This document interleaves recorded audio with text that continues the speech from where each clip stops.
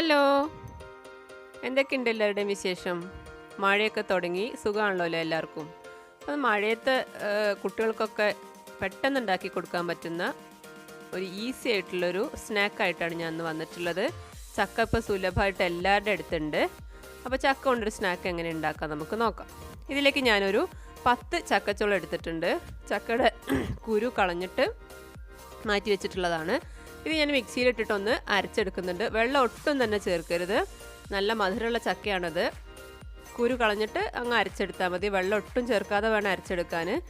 ഞാനിപ്പോൾ ഈ 10 എണ്ണം കൂടി 2 ഘട്ടങ്ങളിലായിട്ട് ഞാൻ ചെറിയ ജാറിലാണ് അരയ്ക്കുന്നത്. അപ്പോൾ 2ആയിട്ടാണ് അരയ്ക്കുന്നത്.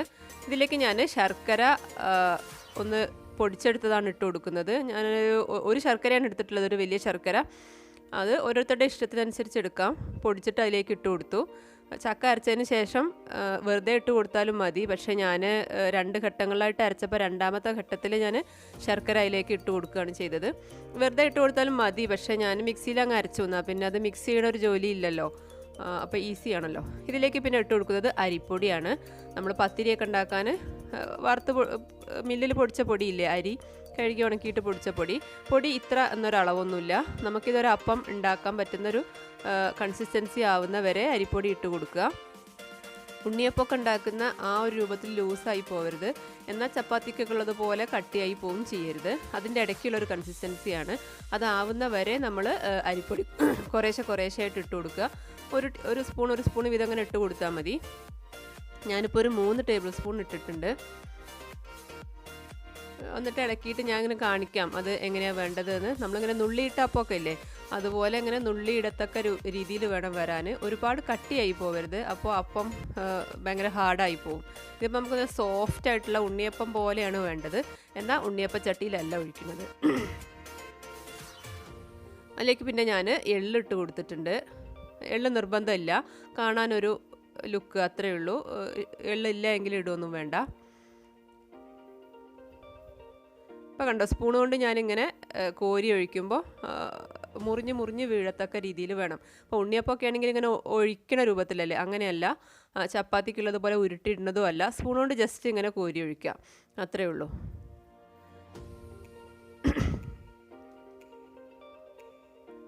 ഓരോന്നായിട്ട് ഇങ്ങനെ ഇട്ട് കൊടുക്കുക. തമ്മിലൊട്ടാത്ത രീതിയിൽ ഇട്ട് കൊടുത്താൽ മതി.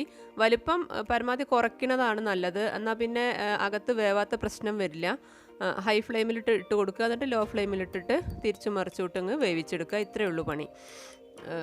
നല്ല സോഫ്റ്റായിട്ട് വരും, കാരണം ചക്കയാണ് ഇതിൽ കൂടുതലുള്ളത്. നമ്മൾ വെള്ളം ഒട്ടും ഒഴിക്കണില്ല. പിന്നെ കൺസിസ്റ്റൻസി ശരിയാവാൻ വേണ്ടിയിട്ട് നമ്മൾ കുറച്ച് അരിപ്പൊടി ഇട്ടു എന്ന് മാത്രമേ ഉള്ളൂ. നല്ല സോഫ്റ്റായിട്ടുള്ളൊരു അപ്പമാണ്. കുട്ടികൾക്കൊക്കെ ചൂടോടെ തന്നെ കഴിക്കാൻ നല്ല ഇഷ്ടമായിരിക്കും. 4 മണി ചായക്കൊക്കെ വളരെ ഈസിയാണ്. ചക്ക ഇപ്പോൾ എല്ലാവരുടെയും വീട്ടിൽ ഉള്ളൊരു സംഭവമാണ്. മാത്രമല്ല പിന്നെ ഇതിൽ കൂടുതൽ ഇൻഗ്രീഡിയൻസ് ഒന്നും വേണ്ട. ചക്ക, അരിപ്പൊടിയും പിന്നെ എല്ലാവർക്കും ഉണ്ടാവും. ശർക്കര തന്നെ വേണം നിർബന്ധമല്ല കേട്ടോ, പഞ്ചസാര ആയാലും മതി. പഞ്ചസാര ഇട്ടിട്ടും ഞാൻ ചെയ്യാറുണ്ട്. ഞാനിപ്പോൾ ഇവിടെ ശർക്കരയാണ് ഇട്ടതെന്ന് മാത്രമേ ഉള്ളൂ. ശർക്കരയുടെ അളവ് ഓരോരുത്തരുടെ ഇഷ്ടത്തിനനുസരിച്ച് തീരുമാനിക്കുക. മധുരം കൂടുതലുള്ള ചക്കയാണെന്നുണ്ടെങ്കിൽ ശർക്കര വളരെ കുറച്ച് മതി. പൊതുവെ മഴയായി കഴിഞ്ഞാൽ എല്ലാ ചക്കയൊന്നും മധുരം കുറഞ്ഞു പോവും. അതാണൊരു വ്യത്യാസമുള്ളത്. വേനൽക്കാവുമ്പോൾ നല്ല വെയിലുള്ള സമയത്ത് ചക്ക കുറച്ചും കൂടി മധുരം ഉണ്ടാകും. മഴ കൊണ്ടു കഴിഞ്ഞാൽ ചക്കയുടെ മധുരമൊക്കെ കുറയുമല്ലോ.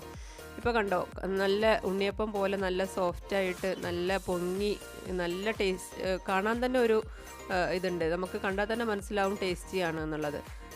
നല്ല സോഫ്റ്റായിട്ടുള്ളൊരു അപ്പമാണ്. ചെറുതായിട്ട് ചുടുകയാണ് എപ്പോഴും നല്ലത്. നമ്മൾ ഇടുമ്പോഴുള്ള ഷേപ്പ് പ്രശ്നമാക്കണ്ട, അത് പിന്നെ എണ്ണയിൽ കിടന്നങ്ങ് ഉരുണ്ട് വന്നോളും. ഇപ്പോൾ കണ്ടോ, ഞാൻ ഇടുമ്പോൾ അതിങ്ങനെ നീളത്തിലൊക്കെയാണ് കിടന്നിരുന്നത്. പക്ഷേ ഫ്രൈ ചെയ്ത് വരുമ്പോൾ സോഫ്റ്റായിട്ട് ഇരിക്കുന്നുണ്ട്, ഉരുണ്ട് ഇരിക്കുന്നുണ്ട്. ഇങ്ങനെ കുറേശ്ശെ ഇട്ടിട്ട് ചെയ്താൽ മതി. ഒരുപാട് എണ്ണ ഒഴിക്കണം എന്നില്ല, അങ്ങനെ ട്രിപ്പ് ബൈ ട്രിപ്പായിട്ട് ചെയ്താൽ മതി. ഇത്ര തന്നെ ഉള്ളൂ ഇതിൽ ജോലി, വേറെ ഒന്നുമില്ല. നല്ല ടേസ്റ്റിയാണ്, ഈസി ആയിട്ട് ഉണ്ടാക്കാം എന്നുള്ളതാണ്. 2-3 മിനിറ്റിൻ്റെ പണിയേ ഉള്ളൂ നമുക്ക്. ചക്കപ്പോൾ ഓരോരുത്തരുടെ ഇഷ്ടത്തിനനുസരിച്ച് എടുക്കാം. അരിപ്പൊടി അതുപോലെ തന്നെ. ചക്ക എത്ര ഉണ്ട് എന്നുള്ളതിനനുസരിച്ചാണ്. ചില ചക്കയിൽ വെള്ളത്തിൻ്റെ അംശം കൂടുതലായിരിക്കും. അങ്ങനെയാകുമ്പോൾ ചക്ക അരിപ്പൊടി കുറച്ച് കൂടുതൽ വേണ്ടി വരും. ആ ഒരു വ്യത്യാസമേ ഉള്ളൂ. കുറേശ്ശെ ഇട്ടിട്ട് അങ്ങ് ഫ്രൈ ചെയ്തെടുക്കുക. അപ്പോൾ ഇതാ റെഡി ആയിട്ടുണ്ട്. നിങ്ങളെല്ലാവരും ഒന്ന് ട്രൈ ചെയ്ത് നോക്കുക. കുട്ടികൾക്കൊക്കെ ഇഷ്ടമാവും. ഇപ്പോൾ കുട്ടികളൊക്കെ വെറുതെ ഇരിക്കുകയാണല്ലോ വീട്ടിൽ, മാത്രമല്ല മഴയായത് കാരണം പുറത്തുള്ള കളികളൊന്നും നടക്കില്ല. അപ്പോൾ ട്രൈ ചെയ്ത് നോക്കുക, എന്നിട്ട് ഫീഡ്ബാക്കൊക്കെ കമൻറ്റിലൂടെ അറിയിക്കുക. ഇഷ്ടമായ ചാനലൊന്ന് സബ്സ്ക്രൈബ് ചെയ്യുക. താങ്ക്